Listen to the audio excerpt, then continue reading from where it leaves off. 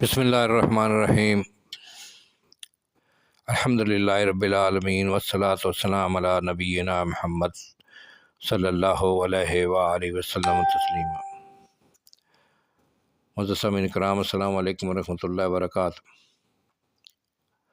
سلسلہ سیرت النبی، سلسلہ حضور صلی اللہ علیہ وسلم کی پیشن گوئیاں، جو کہ 1400 سال پہلے نبی پاک صلی اللہ علیہ وسلم نے پیشن گوئیاں کی تھی، وہ حرف پہ حرف آج پوری ہوئی ہے۔ تو اس سے پہلے پچھلی ویڈیو میں نے کچھ پیشن گوئیاں بیان کی تھی، اور آج اسی سلسلے میں آگے ہے مدعیان کاذب یعنی جھوٹے نبی کے دعوے دار۔ صحیح مسلم وغیرہ میں ہے کہ آپ صلی اللہ علیہ وسلم نے فرمایا کہ قیامت سے پہلے 30 کاذب و دجال پیدا ہوں گے، جن میں سے ہر ایک دعویٰ کرے گا کہ وہ نبی ہے۔ ایسے جھوٹے نبوت کے دعوے دار پیدا ہوں گے۔ ایسے مدعیان کاذب کی تعداد اگر مسلمہ کذاب کے وقت سے لے کر آج تک کی تاریخوں سے چن کر الگ کی جائے تو قریب 30 کے پہنچ جائے گی، جن میں سے 2 جو ہندوستان اور ایران میں گزرے ہیں، وہ اسی صدی میں گزرے ہیں، وہ تمہاری نگاہوں کے سامنے ہیں۔ یہ حدیث بھی یہ پیشن گوئی بھی حرف بہ حرف پوری ہوئی ہے۔ اس کے بعد ہے منکرین حدیث، یعنی حدیثوں کے منکر کون تھے۔ ابو داؤد میں ہے کہ آپ صلی اللہ علیہ وسلم نے فرمایا، میں تم سے کسی کو نہ پاؤں کہ وہ اپنی مسند پر تکیہ لگائے غرور کی شان سے بیٹھا ہو، اور اس کے پاس میرے کاموں میں سے کوئی کام جس کے کرنے کا میں نے حکم دیا یا جس سے میں نے منع کیا وہ اس سے بیان کیا جائے تو کہے کہ ہم نہیں جانتے، جو ہم نے قرآن میں پایا اسی کو مانتے ہیں۔ سنن نبی داؤد بہقی میں ہے کہ اس سے زیادہ صاف الفاظ ہیں۔ دور اول میں اگر یہ پیشن گوئی معتزلہ پر صادق آ سکتی تھی تو اب آج کل مصر و ہند کے ان اشخاص پر پوری طرح صادق آتی ہے، جو خود کو اہل قرآن کے نام سے موسوم کرتے ہیں اور حدیث کا انکار کرتے ہیں۔ یہ پیشن گوئی بھی پوری ہوئی۔ اس کے بعد ہے تجارت کی کثرت اور اس میں عورتوں کی شرکت۔ قیامت کے آثار اور نشانیوں میں سے ایک یہ واقعہ بھی ہے۔ حضرت عبداللہ بن مسعود رضی اللہ تعالیٰ عنہ کہتے ہیں کہ حضرت صلی اللہ علیہ وسلم نے فرمایا کہ قیامت سے پہلے خصوصیت کا سلام ہوگا اور تجارت کی کثرت ہوگی، یہاں تک کہ عورت بھی اپنے مرد کا ہاتھ بٹایا کرے گی۔ کیا اس موجودہ دور تمدن سے بڑھ کر اس پیشن گوئی کی کوئی صداقت کا کوئی اور زمانہ ہوگا؟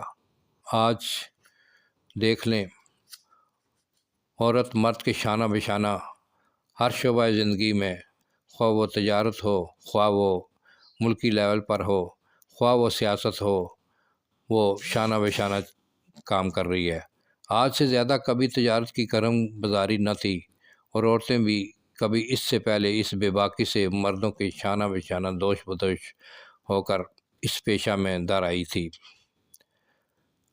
اور یہ پیشنگوئی بھی 100% حرف بہ حرف پوری ہو چکی ہے۔ اس کے بعد اہل یورپ کی کثرت۔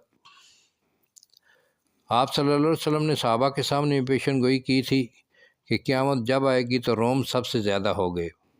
روم سے مراد، عربوں کے محاوروں میں روم سے مراد جو ہے وہ اہل فرنگ یعنی اہل یورپ ہے۔ آج اہل یورپ کی یہ کثرت ہے کہ ان کے وجود سے دنیا کا کوئی گوشہ خالی نہیں، اور ان کی قوت اور طاقت کا دنیا کی کوئی قوم مقابلہ نہیں کر سکتی۔ یہ پیشن گوئی آج سے 1400 سال پہلے کی گئی تھی، اور آج اس کی صداقت آفتاب کی طرح روشن ہے۔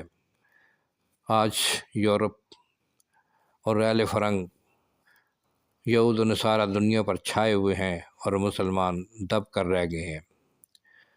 سود کی کثرت۔ پہلے وہی لوگ سود کھاتے تھے اور کھا سکتے تھے جو براہ راست اس کا کاروبار کرتے تھے، لیکن آپ صلی اللہ علیہ وسلم نے پیشن گوئی کی تھی کہ ایک زمانہ ایسا آنے والا ہے جس میں کوئی ایسا نہ ہوگا جو سود نہ کھائے گا، اگر وہ براہ راست نہ کھائے گا تو اس کا غبار اور دھواں بھی اڑ کر اس تک ضرور پہنچے گا۔ کیا آج وہی زمانہ معینہ نہیں ہے؟ آج کی تجارت سوداگری تمام تر سود پر مبنی ہے، یہاں تک کہ ہمارے ملک کی ہر چیز جو بازار سے خریدی جاتی ہے وہ بیسیوں سودی معاملوں سے گزر کر ہم تک پہنچتی ہے۔ حکومتوں کے تمام معاملات سود پر چلتے ہیں، بینکوں کے تمام کاروبار سود پر چلتے ہیں۔ تمام وہ لوگ جن کی معیشت سرکاری نوکری ہے اور اکثر غیر سرکاری نوکر بھی بینک کے جمع شدہ روپوں سے معاوضہ حاصل کرتے ہیں، اور امراء اور اہل دولت بھی اپنا سرمایہ امانتی منافع سے بینک کے جمع شدہ روپوں سے معاوضہ حاصل کرتے ہیں۔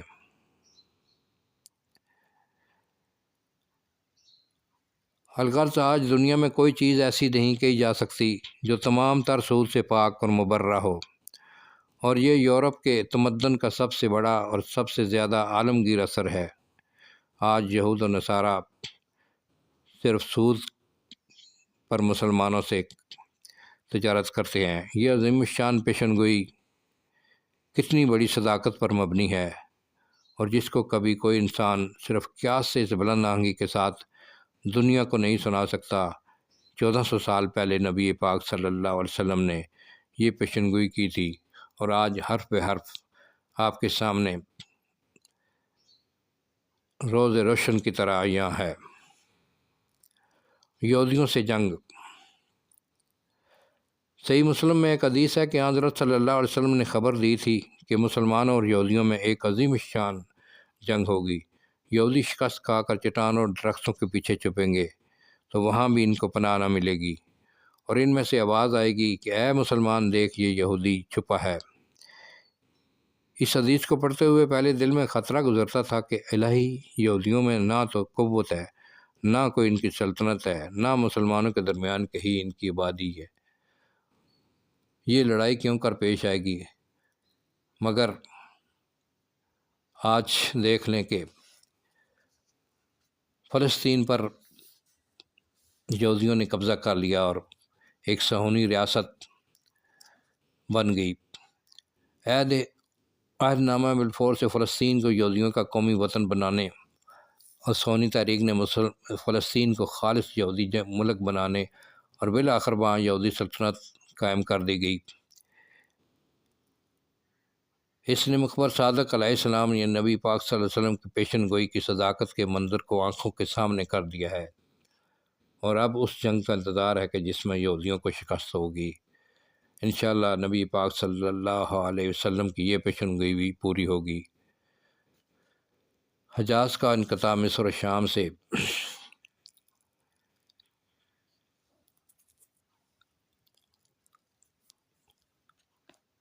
صحیح مسلم میں ہے کہ حضرت ابو ہریرہ رضی اللہ تعالیٰ عنہ نے بیان کیا کہ حضرت صلی اللہ علیہ وسلم نے فرمایا، عراق نے اپنا نقرئی سکہ درہم اور غلہ کا پیمانہ قفیز روک دیا، شام نے اپنے غلہ کا پیمانہ مد اور اپنا طلائی سکہ دینار روک دیا، اور مصر نے اپنے غلہ کا پیمانہ عروب اور اپنی شرفی روک دی، اور تم وہیں لوٹ گئے جہاں سے چلے تھے۔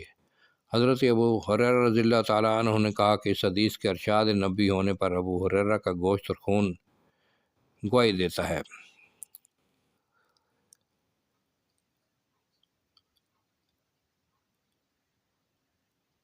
اہل یورپ سے شام میں جنگ۔ صحیح مسلم وغیرہ میں فتن اور آثار قیامت کے سلسلہ میں متعدد حدیثیں ایسی ہیں جن سے یہ ظاہر ہوتا ہے کہ آپ صلی اللہ علیہ وسلم نے صاف اور صریح الفاظ میں اپنی امت کو یہ اطلاع دی ہے کہ آخر زمانوں میں دجال کے ظہور اور نزول مسیح سے پہلے ملک شام میں مسلمانوں اور رومیوں کے درمیان عظیم الشان خونی معرکے پیش آئیں گے۔ گو اس ملک میں ان دونوں کے درمیان صلیبی جنگوں نے اس قسم کے سینکڑوں خونی معرکے پیش کیے ہیں، مگر جنگ عظیم نے شام کی جو صورتحال پیدا کر دی ہے، اس سے یہ واضح ہوتا ہے کہ یہ تمام واقعات آنے والے خونی معرکوں کی تقریب اور تمہید ہیں۔ نبی پاک صلی اللہ علیہ وسلم نے شام کے بارے میں 1400 برس پہلے جو پیشن گوئی کی تھی وہ آپ دیکھ لیں کہ حرف بے حرف پوری ہو چکی ہے۔ شام کی کیا حالت کی گئی ہے، شام میں کتنی خون ریزی ہوئی ہے، ہزاروں مسلمانوں کی شہید کر دیا گیا، اور آج شام کا یہ حال ہے کہ وہ ایک مردہ جسم کی طرح پڑا ہوا ہے۔ مسلمانوں کے خلاف تمام دنیا کی قوتیں اٹھ کھڑی ہوں گی، یہ پیشن گوئی بھی آپ سن لیں۔ ابو داؤد اور بہقی میں ہے کہ آپ صلی اللہ علیہ وسلم نے فرمایا، قریب ہے کہ قومیں تم پر حملہ کرنے کے لیے ایک دوسرے کو اس طرح پکاریں گی، یعنی تم پر متحدہ حملہ کریں گی، جس طرح کھانے والے کھانے کے پیالہ پر گرتے ہیں۔ حاضرین میں سے ایک نے پوچھا کہ یا رسول اللہ، کیا یہ اس لیے کہ اس زمانہ میں ہم مسلمانوں کی تعداد کم ہو جائے گی؟ حاضرین میں سے فرمایا، نہیں، تمہاری تعداد ان دنوں بہت بڑی ہوگی، لیکن تم ایسے ہو جاؤ گے جیسے سیلاب کی سطح پر کف اور خس و خاشاک اور تنکے ہوتے ہیں کہ سیلاب ان کو بہا لے دیا جاتا ہے۔ اللہ تعالیٰ تمہارے دشمنوں کے دلوں سے تمہارا رعب دور کر دے گا اور تمہارے دلوں میں کمزوری ڈال دے گا۔ کسی نے پوچھا، یا رسول اللہ، وہ کمزوری کیا ہوگی؟ فرمایا، دنیا، فوائد دنیا، دنیا کی محبت اور موت سے کراہت، یعنی موت سے تمہارا ڈر۔ موجودہ دنیا اسلام کے پیش نظر تاریخ میں کیا حرف پہ حرف اس کی تصدیق نہیں؟ اور آج دیکھ لیں کہ تمام کفر کا روح مسلمانوں پر ہے، اور مسلمان دب کر رہ گئے ہیں، اور مسلمانوں کا روح بالکل ختم ہو گیا ہے۔ نبی پاک صلی اللہ علیہ وسلم کی یہ پیشن گوئیاں حرف پہ حرف پوری ہو چکی ہیں، اور کچھ پیشن گوئیوں کا جو قرب قیامت کے قریب ہیں وہ انتظار ہے، انشاءاللہ وہ بھی پوری ہوں گی، ہمیں اس پر پورا یقین ہے۔ سامعین کرام، آج کی یہ ویڈیو میں یہیں پر ختم کرتا ہوں، اس سے انشاءاللہ اگلی ویڈیو نبی پاک صلی اللہ علیہ وآلہ وسلم کے معجزات کے بارے میں ہوگی۔ ضرور سنیے، چینل کو سبسکرائب کیجیے۔ السلام علیکم ورحمۃ اللہ وبرکاتہ۔